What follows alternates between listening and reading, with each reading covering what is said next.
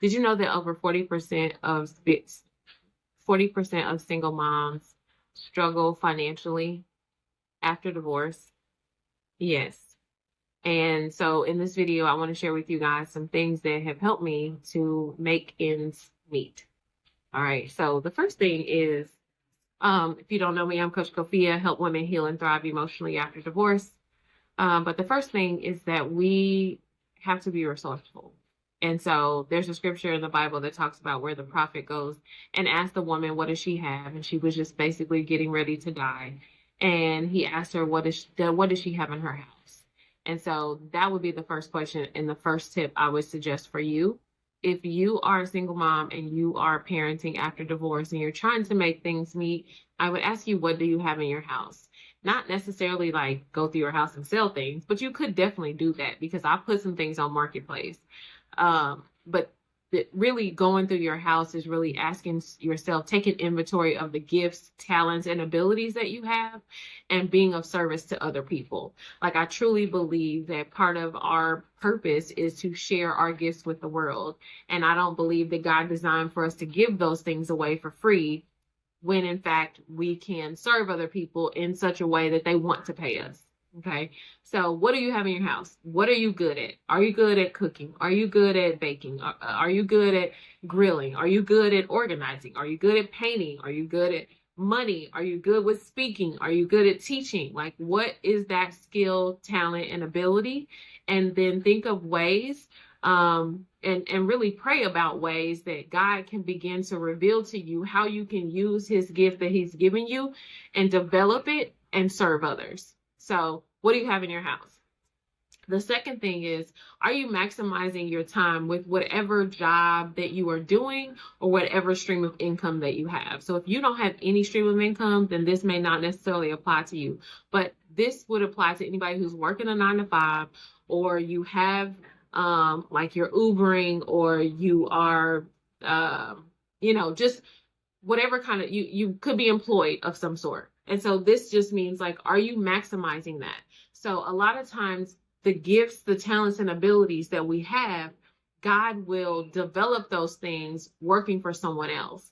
If I think back over the jobs that I've had, they really cultivated a mindset in me, a discipline in me, a routine in me, the ability, the skill to be able to have hard conversations, which is something that I am doing now currently in ministry, in teaching online, in working in insurance. I'm really having conversations with people that most people don't want to have, like either difficult situations or, selling. And so what are those things? Like, are you maximizing that? Are you maximizing the benefits that they have? Like, do they have some kind of employee reimbursement? I signed up, like, I literally went through like, I did the tuition reimbursement. End up using it to really finally going back and get my degree. And I had started when my daughter was first born, and she was born in 2010, and I didn't get my degree until 2020. And so using those resources, what are the classes that they're offering? What are the trainings that they're offering? What are the extra things that they send you a bunch of emails about? Like, what are those things that you can add to your skill set that really will propel you outside of that job?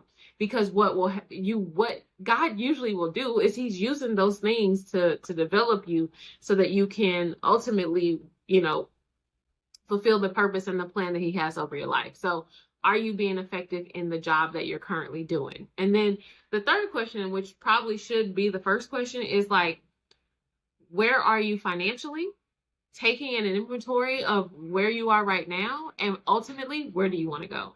So I remember mapping out not just my budget. So like it was every single 2 weeks. And then now it's like I have to do it weekly because I have just different incomes coming in, and I don't work for someone else.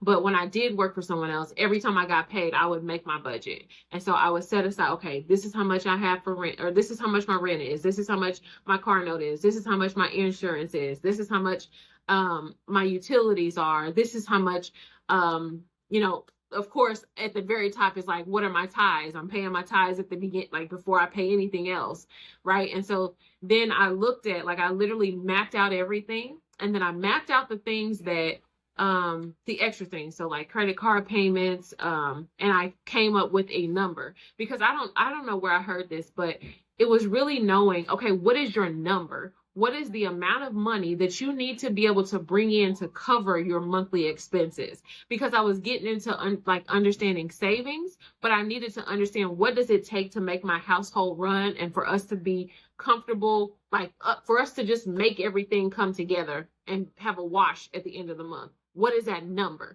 And so then from there, what I did was, I knew what my number was for each month, and I knew what it would take to run my household for each month. And then what I did was, I asked myself, what is the ideal life that I would like to have? And what is the budget for that ideal life? And it was a fun process. I went through and looked at the homes I liked, the cars I liked, the services that I wanted, as far as like housekeeping and somebody to maybe do the laundry, and somebody to come in and maybe do like meal prep. So I priced all of that for the life that I wanted, the mortgage and all those things. And I accounted for the savings. And I said, okay, Lord, this is the amount of money that I need as far as like a monthly income to be able to do the things that I want to do for the vision that I have right now. And so incrementally over time, I looked at where I am right now versus what's going to make my household like meet. And at the beginning, if I'm being completely transparent, like, I didn't have enough. Like, when I first did the first budget, it was short. It was short. And I remember, like, it was around maybe like $605 every 2 weeks that I was short. And so, and short meaning like I calculated my gas, I calculated, I wanted to save like $100, and then I included food. And so I'm like, Lord, I need something to increase where I get $600 every 2 weeks.